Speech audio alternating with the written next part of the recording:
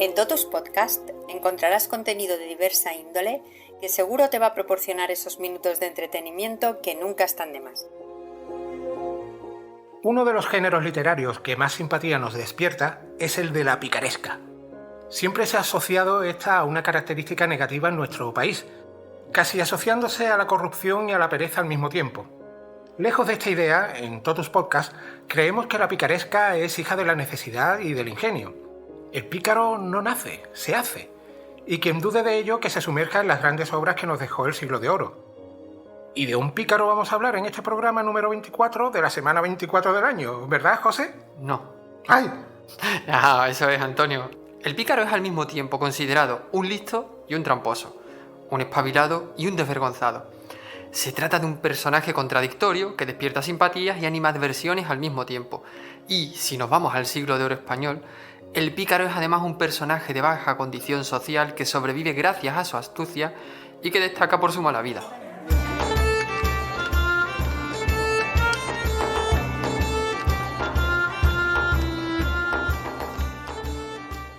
Pero en esta ocasión no vamos a ir a nuestro preciado Siglo de Oro.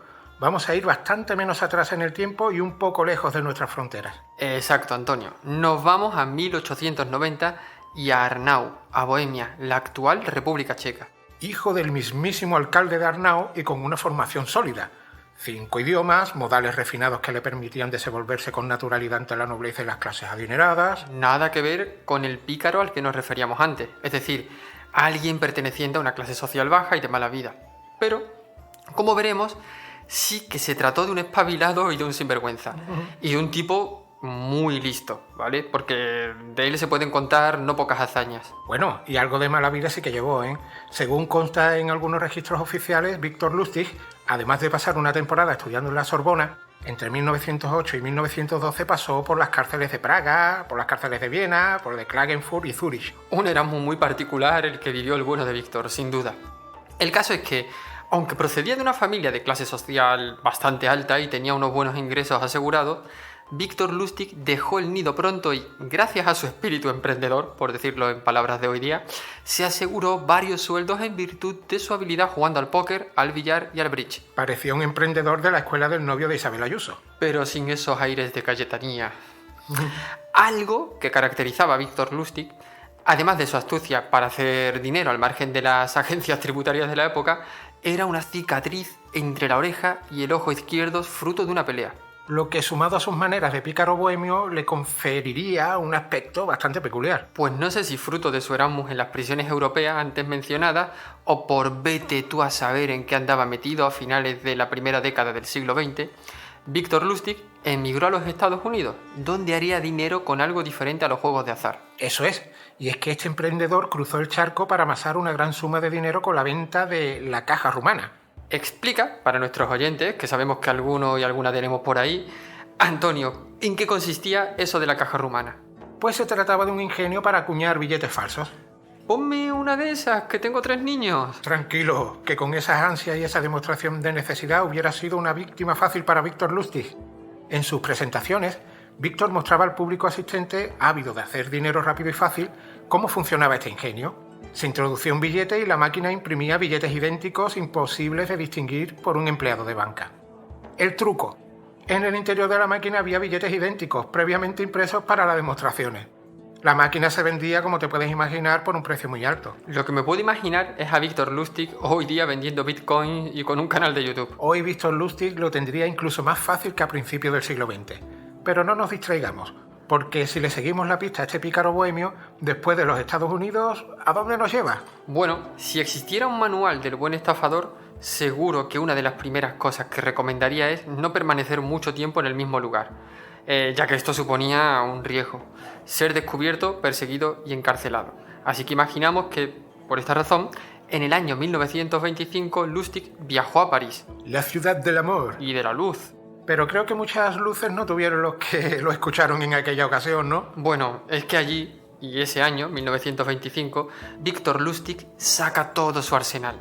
Escucha esto, Antonio, porque te va a gustar. Lustig llega a París y falsifica papel con sello del gobierno francés. Se presenta como director general del Ministerio Postal para ganarse la confianza de 6 grandes empresarios de la chatarra, a quienes convoca en el Hotel de Crillon, y le suelta: a causa de defectos de construcción, caras reparaciones y otros asuntos políticos de carácter secreto, la Torre Eiffel va a ser desmontada y la chatarra saldrá a subasta. Para que nos situemos y entendamos el motivo de la idea de Lustig, recordemos que la Torre Eiffel fue construida para la Exposición Universal de París de 1889 y no gustaba especialmente a los parisinos. Corrían rumores de que su estado era ruinoso, que no tenía mantenimiento, que estropeaba el paisaje urbano y de que había planes para su desmontaje y conversión en chatarra. Eso. Y el empresario André Poisson, con la esperanza de hacerse un lugar en la alta sociedad parisina, se interesó por el negocio.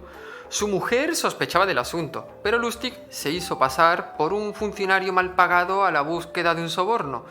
Esto finalmente convenció a Poisson, que cerró un trato por $50.000 de la época, que ya se dice pronto. Vamos, que vendió la Torre Eiffel, es muy canalla. Bueno, no vamos a juzgar nosotros a nadie. Ya sabes lo que se dice: quien roba a un ladrón... Cuchara de palo, ya. Bueno, ¿y qué pasó? ¿Lo pillaron? Lustig escapó inmediatamente a Viena y Poisson, por vergüenza, no se atrevió a denunciar la estafa, ¿no? Porque, claro, se la habían colado doblar. Curiosamente, el silencio de la prensa sobre este asunto permitió a Lustig hacer un nuevo intento de venta fraudulenta, pero esta vez sin éxito. Y por eso en 1925 volvió a cruzar el charco. Esta vez para dirigirse a Chicago, la ciudad de ni más ni menos Al Capone. Y Al Capone precisamente se dirigió. O sea, no fastidies. A quien fastidió, y bien, fue al propio Al Capone.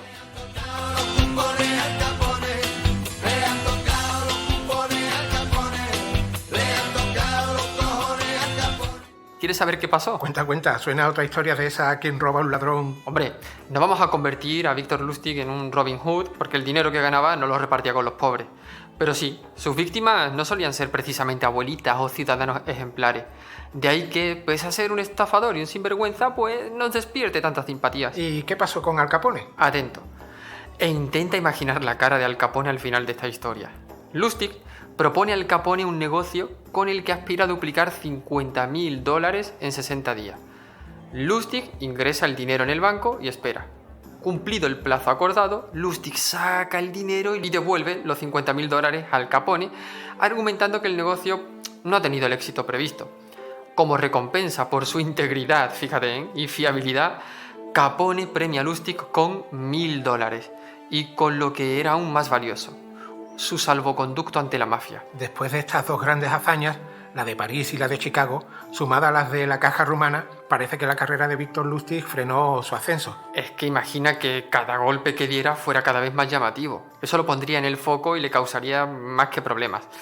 Pero vamos, esta es una teoría mía, Te veo muy puesto en el tema. Ya te he dicho que la novela picaresca es mi género favorito y que este tipo de personajes me llama mucho la atención. Y habrás aprendido mucho de ello, ¿no? Fíjate que tú sigues pensando que me llamo José, que tengo 3 hijos y que soy profesor. ¡Por 10! Bueno, bromas aparte, después del crack del 29 y con el salvoconducto concedido por la mafia, Lustig se dedicó a falsificar dinero en colaboración con Tom Shaw, un químico de mediana edad experto en fabricar planchas para imprimir dinero falso. Se calcula que la red formada entre estos dos tipos llegó a poner en circulación unos $2 millones falsos.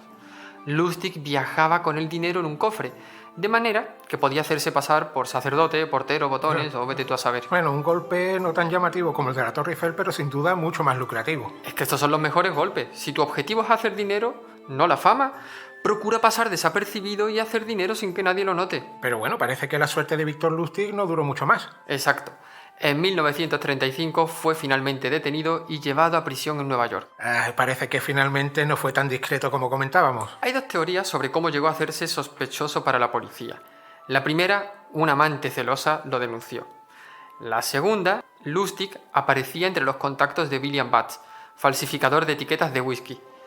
Cuando fue arrestado, Lustig solo llevaba una maleta con ropa, pero también la llave de una taquilla de Times Square donde escondía $51.000 en dinero falso. ¿Quién no esconde en una taquilla una pequeña cantidad de dinero falso, por lo que pueda pasar? ¿Tú para qué te crees que me apunto todos los años al gimnasio? Pero bueno, Lustig escapó de prisión. De una manera muy cinematográfica y burda, además.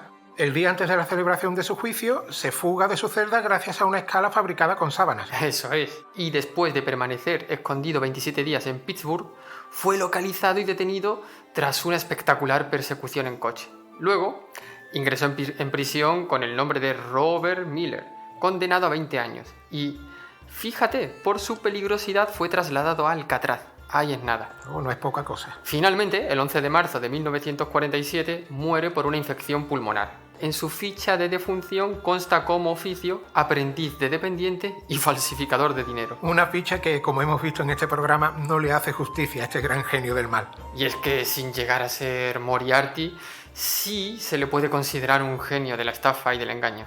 De hecho, en lo suyo Lustig era un maestro y, como tal, en 1936 dejó escrito, para provecho de futuros estafadores, los 10 mandamientos del buen estafador. ¿Qué te parece, Antonio, si nos despedimos con la lectura de ese decálogo? A ver si nos van a estar escuchando en Génova y les vamos a dar ideas. En esa sede tienen el decálogo en los estatutos del partido, así que dale, haz como Christopher. ¿Que haga qué? Lee. Ah, como Bruce.